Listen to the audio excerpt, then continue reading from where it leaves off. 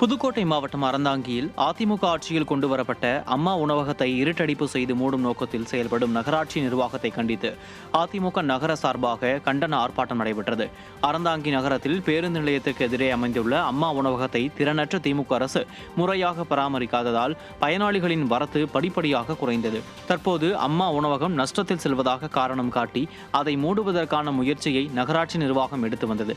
இதனை கண்டித்து நகர கழக செயலாளர் ஆதி மோகனகுமார் தலைமையில் கண்டன ஆர்ப்பாட்டம் நடைபெற்றது. அரசியல் காழ்ப்புணர்ச்சி காரணமாக அதிமுகவின் திட்டங்களை மூடும் நோக்கத்துடன் செயல்படும் திமுக அரசுக்கு விரைவில் மக்கள் மூடு விழா நடத்துவார்கள் என எதிர்பார்க்கப்படுகிறது. கண்டிக்கிறோம் கண்டிக்கிறோம் கண்டிக்கிறோம் கண்டிக்கிறோம் செயல்படாத திமுக நகராட்சியை கண்டிக்கிறோம். அறந்தாங்கியில் செயல்படாத திமுக நகராட்சியை கண்டிக்கிறோம். செயல்படாத திமுக நகராட்சியை கண்டிக்கிறோம். கண்டிக்கிறோம்.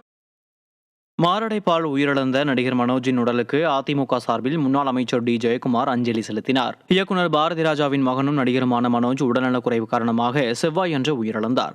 இந்நிலையில் சென்னை சேத்துப்பட்டில் உள்ள இல்லத்தில் வைக்கப்பட்டிருந்த அவரது உடலுக்கு அதிமுக பொதுச் செயலாளர் எடப்பாடி கே பழனிசாமி சார்பில் முன்னாள் அமைச்சர் டி ஜெயக்குமார் நேரில் சென்று அஞ்சலி செலுத்திய பின் இயக்குநர் பாரதி ராஜா மற்றும் அவரது குடும்பத்தினருக்கு ஆறுதல் தெரிவித்தார். இதனைத் தொடர்ந்து மனோஜ்குமார் உடல் பெசநகர் மின் மயானத்தில் தகனம் செய்யப்பட்டது.